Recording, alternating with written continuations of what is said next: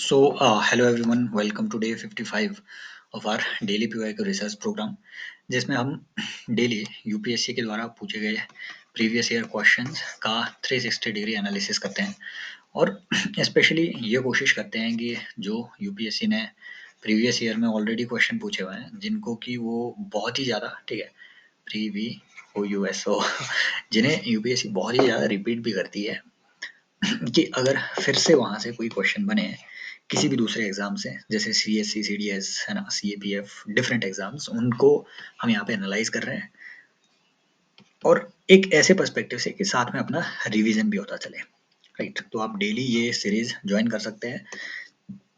Start करते हैं आज का session. Sorry to record and upload it so late. It's around 10 o'clock evening. इस टाइम पे मैं ये रिकॉर्ड कर रहा हूँ और टाइमिंग ज़रा चेंज हो गई है। पहले 6 बजे के आसपास ये सारे लेक्चर्स आते थे, अब थोड़े लेट हो गए किन्हीं कारणों से। कोई दिक्कत नहीं, फिर से वापस आने की कोशिश करेंगे अपनी प्रीवियस टाइमिंग पे। शुरू करते हैं कि भैया इनमें से कौन से जो पेयर है रेवोल्यूशंस के बारे में, वो रेवोल्यूशंस एग्रीकल्चर सेक्टर में और अलाइड सेक्टर में कौन सी ऐसी रेवोल्यूशन है जो कि करेक्टली यहाँ पे मैच्ड है। राइट, अब ऑप्शन भाई साहब हमें बता रहा है कि इसमें से एक ना एक मिनिमम एक ऐसी रेवोल्यूशन है जो हमें आइडेंटिफाई करनी है कि गलत कौन है।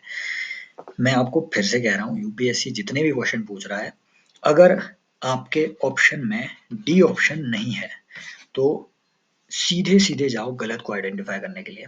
भले ही ऊपर उन्होंने पूछा हो कि इनमें से करेक्ट कौन है, करेक्ट मत, कभी करेक्ट आइडेंटिफाई मत करो ऑप्शन में। गलत ऑप्शन सबसे पहले आइडेंटिफाई करने की कोशिश करो, और वो आइडेंटिफाई करना बेटर होता है, ज़्यादा इजी होता है कंपेयर टू 3 राइट ऑप्शन को आइडेंटिफाई करने के बजाय एक गलत ऑप्शन को आइडेंटिफाई करना बेटर होता है, इजी होता है, और ये एलिमिनेशन में आपका बहुत हेल्प करता है। फॉर एग्जाम्पल पिंक रेवोल्यूशन, क्या ये श्रिम्प प्रोडक्शन से रिलेटेड है? येलो रेवोल्यूशन ऑयल सीड से है क्या? ब्लैक रेवोल्यूशन बायोडीजल से है क्या? या गोल्डन रेवोल्यूशन एग प्रोडक्शन से है क्या? अब देखो भाई साहब, मेनली हमने ये देखा है कि जो भी आपके ठीक है इस तरीके के जो रेवोल्यूशन आपकी रहती है, राइट, वो रेवोल्यूशंस आपके प्रोडक्ट के कलर से काफी ज्यादा एसोसिएट करती है, कौन से कलर का कौन सा प्रोडक्ट है। अब ये जो हमने यहाँ पे देखा गोल्डन रेवोल्यूशन, ये गोल्डन रेवोल्यूशन बेसिकली आपके जो शहद है, राइट, जो हनी प्रोडक्शन है, हनी प्रोडक्शन को प्रमोट करने के लिए ये है। एग का कलर गोल्डन होता है क्या? No, never. राइट, तो इसे 4 को ही यहाँ से जैसे ही आप एलिमिनेट करोगे तो आपके पास ये ऑप्शन इधर ठीक है एकदम खुले खुले ऑप्शन आएंगे। अब 3 को आपने देखना ही नहीं है। एक्चुअल में ब्लैक रेवोल्यूशन पेट्रोलियम प्रोडक्ट से रिलेटेड है। अब भारत में बायोडीजल और बायो जो एथेनॉल है वो सब प्रोड्यूस करने की बात चल रही है, ताकि हमारा जो पेट्रोलियम प्रोडक्ट्स के जो राइट जो जो प्रोडक्शन है और उसका जो इम्पोर्ट है, इम्पोर्ट हमारा कम हो सके और प्रोडक्शन को हम ऑगमेंट कर सके। तो ये तो एकदम सही बात है, black revolution. Yellow revolution oil seed से रिलेटेड है, बिल्कुल सही बात है, ठीक है, तेल आपको बनाना है। पिंक रेवोल्यूशन श्रिम्प प्रोडक्शन से भी है, याद रखना ये आपके ऑनियन प्रोडक्शन से भी है, समझ रहे हो। और ये पिंक रेवोल्यूशन आपके बेसिकली पोल्ट्री प्रोडक्शन से रिलेट करती है, ठीक है, जो मान लो आपके राइट इस तरीके की जो चीजें हैं उन सब चीजों से ये मेनली रिलेट करती है। सो 1, 2 एंड 3 इज द आंसर। यहाँ पे बाकी सारी आपकी जो रेवोल्यूशन है सब चीजें यहाँ पे बताई गई है। ब्लू रेवोल्यूशन फिश के लिए, black revolution petroleum, brown revolution leather के लिए, ठीक है, ऐसे ही ग्रे रेवोल्यूशन फर्टिलाइजर के लिए। ये कुछ एक ऐसी रेवोल्यूशन है जो आपको याद रखनी है। ग्रीन तो सबको पता है, गोल्डन सबको पता है, ये फ्रूट हनी है ना, पिंक रेवोल्यूशन अनियन है ना, श्रिम्प प्रोडक्शन वगैरह। और फिर ये मीट प्रोडक्शन के लिए, मीट प्रोडक्शन के लिए रेड रेवोल्यूशन है आपकी। सिल्वर रेवोल्यूशन एग और पोल्ट्री के लिए। वो जो हमने ऊपर देखा था एग के लिए इंडिया में सिल्वर रेवोल्यूशन लाई गई है। व्हाइट रेवोल्यूशन पता है, येलो का अभी हमने देखा, एवरग्रीन रेवोल्यूशन, ये ओवरऑल डेवलपमेंट के लिए, ठीक है, तो ओवरऑल डेवलपमेंट आएगी इन सब चीजों से, evergreen revolution. So we need a evergreen revolution. अब देखो भाई साहब, ये एक ऐसा क्वेश्चन है जो कि हमें ठीक है, और ऐसे क्वेश्चन वो पूछ भी रहा है, हमें लग रहा होगा कि ये काफी अनकन्वेंशनल सा क्वेश्चन है और टिपिकली यूपीएससी सीएससी में ऐसे क्वेश्चन नहीं पूछता होगा। ऐसा अगर आपको लग रहा है तो 2022 का एक पेपर उठा करके देख लो। उसमें उन्होंने ठीक है जो इंडिया में स्पेशली जो ठीक है कॉफ़ी के लिए जो कॉफ़ी बोर्ड है, आई थिंक कॉफ़ी बोर्ड पे उन्होंने क्वेश्चन पूछ लिया था, कॉफ़ी बोर्ड या फिर टी बोर्ड पे, ठीक है, इन पे एक क्वेश्चन इन्होंने पूछ लिया था, बिल्कुल इसी तरीके का, इसी सेंस में उन्होंने क्वेश्चन पूछा था। For example NHAI, national highways authority of India, right, इसके बारे में यहाँ पे क्वेश्चन पूछे गए। अब याद रखना ये NHAI जो है ये एक स्टेटूटरी बॉडी है, राइट, और ये रोड मैनेजमेंट एक्ट, ठीक है, और आपके NHAI एक्ट, इन सब चीज़ों के अंडर, और इवन NHAI के पास कुछ पावर्स दी गई है आपके जो 2013 का अपना जो लैंड एक्विजिशन एक्ट है, ठीक है, उस लैंड एक्विजिशन एक्ट के तहत भी इसके पास पावर्स है। तो यहाँ से अच्छे क्वेश्चन ये भी बन सकते हैं कि NHAI कौन कौन से एक्ट के अंडर, ठीक है, जो है आज ये दौर में काम कर रही है। NHAI भाई साहब फीस कलेक्ट करती है, national highway authority of India, ये तो सबको पता है भाई, टोल कलेक्शन वगैरह NHAI करती है। दूसरा कि NHAI conducts training of highway engineers eight entry level in the service. तीसरा ऑप्शन है कि NHAI provides consultancy and construction services in India. चौथा है कि NHAI regulates and controls applying of vehicles for its proper management. अब इसको, इसका answer ढूंढने के लिए मैंने, ठीक है, NHAI की वेबसाइट देखी, पूरी हिंदी में है वो वेबसाइट, उसके बाद उसकी एक रिपोर्ट ये देखी भाई साहब, और ये मुझे लग रहा है कि यूपीएससी ने ये क्वेश्चन ही गलत बना दिया हुआ है, राइट, नॉट करेक्ट इसमें पूछा हुआ है। अब आंसर होना तब ये चाहिए, अगर यूपीएससी सिर्फ कॉपी पेस्ट करके क्वेश्चन बना रहा है तो आंसर आपका बी ही होना चाहिए, क्योंकि भाई साहब ये जो NHAI की रिपोर्ट थी, इसी में उनके सारे फंक्शंस भी लिखे हुए हैं कि भाई साहब जो व्हीकल्स है, ये चेक करना कि क्या व्हीकल्स आपके सही चल रहे हैं या नहीं चल रहे हैं, ठीक है, उनकी स्टेट कैसी है, राइट, ताकि पोल्यूशन कंट्रोल वगैरह और उनके जो मैनेजमेंट है उसको अच्छे से मेंटेन करवाया जा सके, मेंटेन रहे सारे व्हीकल्स, इस चीज़ को भी NHAI रेगुलेट कर रहा है, ठीक है। तो ये डेवलप भी कर रहा है, मेंटेन भी कर रहा है इंफ्रास्ट्रक्चर को, कंसल्टेंसी सर्विसेज भी प्रोवाइड कर रहा है within India as well as abroad, NHAI। ऐसा ही उन्होंने क्वेश्चन वो कॉफी बोर्ड वाला पूछा था कि क्या इसके दुबई में कोई ऑफिस है, समझ रहे हो, मॉस्को में कोई ऑफिस है, ऐसे करके उन्होंने क्वेश्चन पूछे हुए थे सिमिलर वे में। Then provide such facilities and amenity to users highways. And important बात है कि ये जो है इस्टेब्लिश करता है, मेंटेन करता है इवन होटल, ठीक है, मोटेल्स वगैरह, और ये जो आपके रेस्टोरेंट्स वगैरह है अराउंड आपके जो नेशनल हाईवे है उसके आसपास, ये होटल्स वगैरह भी कंस्ट्रक्ट करवाते हैं और मैनेज करवाते हैं, या किसी से करवाते हैं, किसी को, ठीक है, लेट ऑफ कर देते हैं। फिर ये advise central government on matter related to highways, advisory role भी है इनका, समझ रहे हो बात को, और सॉरी लेट आउट कर देते हैं, to assist such terms and conditions as may be mutually agreed upon by state government वगैरह वगैरह। तो इसमें हमें सिर्फ ये चीज़ नहीं मिली यहाँ कि NHAI conducts training of highway engineers, right, बाकी ये सब चीज़ें इधर कर रहे हैं, राइट, कि इसमें से मोस्टली ये बाकी सारे फंक्शन जो है वो NHAI कर रहा है। NHAI collects fees on national highway, ये ऑप्शन तो बिल्कुल सही है यार, राइट, कि जो टोल कलेक्शन वगैरह है वो NHAI ही कर रहा है। अब हाईवे अगर वो मेंटेन कर रहा है, बना रहा है, तो फीस कलेक्शन भी वही करेगा, तो राइट। अब इसमें भी बी में भी डाउटफुल है, क्योंकि जो कोई NHAI जैसी अथॉरिटी है, अगर वो कहीं इंजीनियर्स को इंडक्ट करती है, कोई भी अथॉरिटी अगर इंजीनियर्स को इनिशियली सर्विस लेवल पे, एंट्री लेवल पे अगर इंडक्शन हो रहा है किसी का, तो डेफिनेटली इंटरनल ट्रेनिंग तो होती है, इसको हम मना कैसे कर दें, नहीं, समझ रहे हो। अब ऐसे में नॉट करेक्ट आइडेंटिफाई करना, इसमें अब अपना लॉजिक लगाओ। मुझे तो लग रहा है कि ये जो है ये क्वेश्चन गलत फॉर्म कर दिया है किसी के पास, ठीक है, इसका सही आंसर हो, ठीक है, वेरीफाइड सोर्स से अगर कोई वेरीफाई करके इसका आंसर बता सकता है तो प्लीज कमेंट सेक्शन में बताइए, राइट। मैंने इसको चेक करने की बड़ी कोशिश करी, but it is what it is, ऐसे भी कई क्वेश्चन होते हैं यूपीएससी के। अब देखो, एक ये क्वेश्चन आप फॉर एग्जांपल गवर्नेंस में कोट कर सकते हैं, मेंस में ये अच्छा क्वेश्चन बन सकता है, ठीक है, ये आंसर आप उसमें लिख सकते हैं कि जो national centre for good governance है, इसके बारे में क्या चीजें करेक्ट है। देखो फर्स्ट स्टेटमेंट कह रही है, अब देखो एलिमिनेशन कैसे वर्क करता है। ये जो सेंटर है, क्या ये वल्लभ भाई पटेल ने बनाया हुआ है ना, सेटअप बाय सरदार वल्लभ भाई पटेल, हाँ, सेटअप बाय सरदार वल्लभ भाई Patel national police academy, national centre for good governance.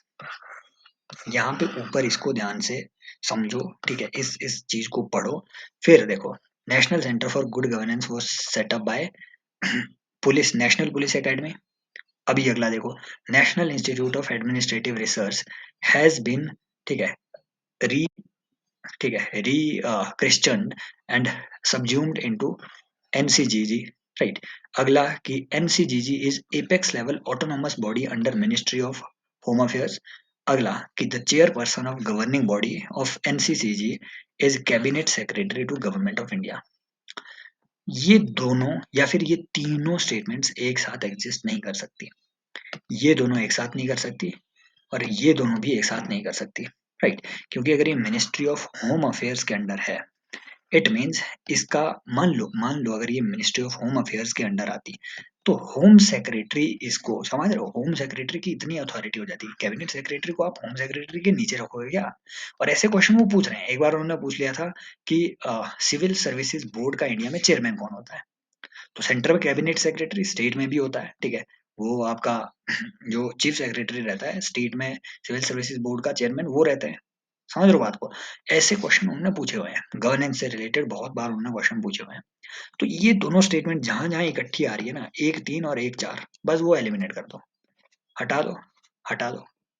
अब बचे आपके पास इन दोनों में से कोई ऑप्शंस। अब ध्यान से देखो भाई साहब, ये जो दो स्टेटमेंट कह रही है, राइट, 2 and 4, ठीक है, और 1, क्या बचे आपके पास, 3 और 4। अब ये भी देखो यहाँ से, गवर्नेंस से रिलेटेड, जो गुड गवर्नेंस से रिलेटेड कोई भी काम करना होता है, नॉर्मली आप पाएंगे कि वो मिनिस्ट्री ऑफ पर्सनल के अंडर आता है। समझ रहे हो? पर्सनल से रिलेटेड, ठीक है, जो पर्सनल अपॉइंटमेंट से रिलेटेड है, फॉर एग्जांपल इवन यूपीएससी भी मिनिस्ट्री ऑफ पर्सनल के अंडर आता है, जो कि डायरेक्टली आपके पीएमओ के अंडर आ रही होती है चीजें। समझ रहे हो? पीएमओ के अंडर आता है आपका डिपार्टमेंट ऑफ पर्सनल अफेयर्स, है ना, एंड ट्रेनिंग एटसेट्रा। ये सब जो चीजें हैं, ये मिनिस्ट्री डील कर रही होती है। होम अफेयर्स का इसमें क्या लेना देना, है ना? तो एलिमिनेट कर दो, 3 को भी हटा दो इधर से। कहाँ गया 3? बच गया आपके पास 2 and 4। और यही ऑप्शन आपके सही भी है। इन्फॉर्मेशन इसके बारे में अगर ज़्यादा जाननी है तो एनसीजीजी जो है, ये आपके 2014 में बना है, ठीक है, और ये लबासना के द्वारा, ठीक है, पहले 1995 में national institute of administrative research, ये लबासना के द्वारा बनाया गया था पहले, इसी को अपग्रेड करके national centre for good governance बनाया गया है, राइट। तो ये सब चीजें थोड़ी एक इन्फॉर्मेशन है इन चीजों के बारे में। अब देखो, जैसे ये क्वेश्चन पूछ लिया आईआर का है कि जॉइंट मिलिट्री जो मैरीटाइम एक्सरसाइज है, IBS AMAR, वो इनमें से कौन सी नेवी के द्वारा कंडक्ट किया जाता है? अब देखो, कई सारी ऐसी ठीक है एक्सरसाइजेज रहती है जिसका इस तरीके का नाम रहता है, राइट। फॉर एग्जांपल IMT ट्रायलेट हो गया, राइट। इस तरीके के जो डिफरेंट डिफरेंट एक्सरसाइजेज है, उनके नाम जो है आप इनको डिकोड करके कर सकते हैं। फॉर एग्जांपल IBSMAR, आप इसको दो हिस्से में डिवाइड कर लो, आप पाएंगे कि भाई साहब एक इसका हिस्सा है IBSA, एक बन गया इसका MAR, राइट। अब IBSA से एक चीज आपकी जरूर लिंक होती है, there is a platform, India, Brazil और साउथ अफ्रीका का अलग से, है ना, ब्रिक्स से अलग IBSA करके एक प्लेटफॉर्म भी है। समझ रहे हो बात को? तो ये बिल्कुल वहां लिंक होता है कि IBSA की कोई मैरीटाइम एक्सरसाइज ही होगी, MAR मैरीटाइम एक्सरसाइज, और एक्चुअल में ये है भी, राइट। तो इस तरीके के कुछ एक, अब ये तो बहुत सिंपल सी चीज है, किसी को पता है IBS MAR, नहीं पता है, लेकिन कई बार ऐसे कई क्वेश्चन आते हैं कि जिनको आप इस तरीके से तोड़ तोड़ करके चेक कर सकते हैं, राइट, कि ये क्या आपके आंसर से नीचे मैच कर रहा है या नहीं कर रहा है। अदरवाइज मान लो अगर आपने ये नहीं तोड़ा होता, तो ऑप्शन 1 देखो, इंडिया मैच हो रहा है, बांग्लादेश मैच हो रहा है, श्रीलंका मैच तो हो रहा है, मालदीव मैच तो हो रहा है, फिर ये ए और आर का क्या करेंगे आप, है ना? अगर इसका भी कोई पर्पज होता तो कुछ ना कुछ आते, है ना? एंड देन इंडिया, ये इंडिया, बांग्लादेश, साउथ अफ्रीका, ये भी आपको लग रहा है, लेकिन जो मोस्ट अप्रोप्रिएट है, क्योंकि आपको ऑलरेडी आपने ये प्लेटफॉर्म पढ़ के रखा हुआ है, ये ग्रुपिंग पढ़ के रखी हुई है, IBSA ग्रुपिंग, इंडिया, ब्राजील और साउथ अफ्रीका, तो इसके साथ ये ज्यादा कनेक्ट होता है और आंसर भी यही है। आप मुझे यहाँ से कमेंट सेक्शन में, अब हाँ, अब आते हैं रियल क्वेश्चन। कमेंट सेक्शन में आप मुझे बताएंगे पहली बात कि इनमें से कौन से ऑप्शन में सारे मेंबर्स, ठीक है, ब्रिक्स के मेंबर है, नंबर 1। नंबर 2, आपने ये बताना है कि इनमें से कोई दो ऑप्शन ऐसे हैं, एक मिनट, हाँ, इनमें से कोई दो ऑप्शन ऐसे हैं जिसमें सारे मेंबर्स ब्रिक्स के मेंबर हैं और एनडीबी के भी मेंबर्स हैं। ये इंपॉर्टेंट चीज है। वाई? क्योंकि ब्रिक्स में पिछले साल 6 नए मेंबर ऐड हुए हैं, राइट, और एनडीबी में भी पिछले साल 3 नए मेंबर ऐड हुए हैं, राइट। आप मुझे बेसिकली कमेंट सेक्शन में वो दो ऑप्शन बताएंगे जिसमें एनडीबी के मेंबर्स एकदम दिखते हो, राइट, जिसमें कोई भी ऐसा ऐसा मेंबर ना हो इन दोनों ऑप्शंस में जो एनडीबी का मेंबर ना हो। ऐसी कोई कंट्री ना हो इन इन चारों ऑप्शंस में से जो एनडी का मेंबर ना हो। वो वो दो ऑप्शन आपने मुझे बताने हैं कमेंट सेक्शन में। समझ रहे हो? क्वेश्चन समझ गए ना? कि भाई साहब इनमें से कोई दो ऑप्शन ऐसे हैं जिसमें कोई भी ऐसी कंट्री नहीं है जो एनडीबी की मेंबर ना हो, न्यू डेवलपमेंट बैंक की मेंबर ना हो। कमेंट सेक्शन में बताओ। अब देखो, ये जो अगला क्वेश्चन है, हिलियोपोलिस कॉमन है ना, कॉमनवेल्थ वॉर गेम सिमिट्री। अब जिसको पता है हिलियोपोलिस का उसे पता है, नहीं पता है नहीं पता है। अब ये चीज लास्ट ईयर न्यूज में भी थी। Commonwealth war grave cemetery etcetera, इनके मैनेजमेंट से रिलेटेड ये लास्ट ईयर न्यूज में भी थी, राइट। और हमेशा कई बार ये न्यूज में रहती भी है। तो जिसे पता है कि हिलियोपोलिस कहाँ है कहाँ नहीं है, क्योंकि देखो ये सिमिट्रीज ना कॉमनवेल्थ की जो स्पेशली वर्ल्ड वॉर वन और वर्ल्ड वॉर टू हुई है उसकी सिमिट्रीज, उसके ग्रेवयार्ड्स, ठीक है, दुनिया में अलग अलग जगह पे है, अलग अलग देशों में है। तो उसकी मैनेजमेंट के लिए अलग से कमीशन भी बना हुआ है। ये पर्पज यही है इस चीज का यहाँ पे ऐड करने का, क्योंकि मैं आपको कॉमनवेल्थ वॉर ग्रेव है ना कमीशन, वो उसके बारे में यहाँ कुछ चीजें बताना चाह रहा था। तो एक्चुअल में ये कायरो में है, इजिप्ट में आपको ये पड़ता है, हिलियोपोलिस नाम का ये जो शहर है, ये जगह। लेकिन ये उतनी इंपॉर्टेंट नहीं है जितना ये चीज है। यहाँ से क्वेश्चन बन सकता है। नंबर वन क्वेश्चन बनेगा कि क्या ये कमीशन बेसिकली क्या है ना, और इसके मेन काम क्या है, कब ये बना, राइट। दूसरी बात, इससे अच्छा क्वेश्चन बनता है क्या इंडिया इसका मेंबर है। ये दो बातें आपने बस याद रखनी है। तो जो कॉमनवेल्थ वॉर ग्रेव कमीशन है, वर्ल्ड वॉर वन और वर्ल्ड वॉर टू में जो जो लोग मरे, ठीक है, जिन जिन फौजियों ने शहादत दी, उनके लिए ग्रेव यार्ड्स बने हुए हैं।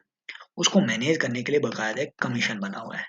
1917 से लेकर के ये काम कर रहा है, अपने रॉयल चार्टर जो ब्रिटेन का था, तो तब से लेके ये जो है काम कर रहा है। इसमें बेसिकली 6-7 ये कंट्रीज है, 7 आई थिंक ये कंट्रीज है, Australia, Canada, India, New Zealand, south Africa और यूके। तो जो कॉमनवेल्थ कंट्रीज में, पहली बात कि सारी कॉमनवेल्थ कंट्रीज इसका मेंबर नहीं है। देखो भाई साहब, यूपीएससी ने ऑलरेडी पीवाईक्यू में पूछा है, इसका मतलब इम्पोर्टेंट है। मैं अगर आपको बता रहा हूँ कि लास्ट ईयर ये न्यूज में था, तो ये न्यूज में था, समझ रहे हो? तो ये न्यूज में था। इस साल ये क्वेश्चन बन सकता है, 2023 में सीडीएस में पूछा, इस साल सीएससी में पूछ सकते हैं। तो याद ये रखने हैं 3 पॉइंट सिर्फ। नंबर वन, ऐसा करके एक कमीशन ऑलरेडी एग्जिस्ट करता है, 1917 से कर रहा है। इंडिया इसका मेंबर है।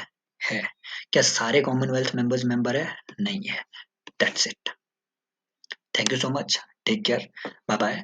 जिनको पीडीएफ चाहिए कोई भी किसी तरीके की, वो टेलीग्राम ज्वाइन कर सकते हैं। वहाँ ये सारे पीडीएफ में डेली शेयर नहीं करता हूँ, बस 10-12 दिन बाद ये सारी चीज़ें वहाँ शेयर हो रही होती है। आज ये सारी चीज़ें शेयर हो जाएगी। टेलीग्राम ग्रुप का चैनल आपको कमेंट सेक्शन में मिल जाएगा। और ठीक है, कमेंट सेक्शन में पार्टिसिपेट भी करते रहिए, अपनी फीडबैक देते रहिए। Take care, bye bye, as always, love you all.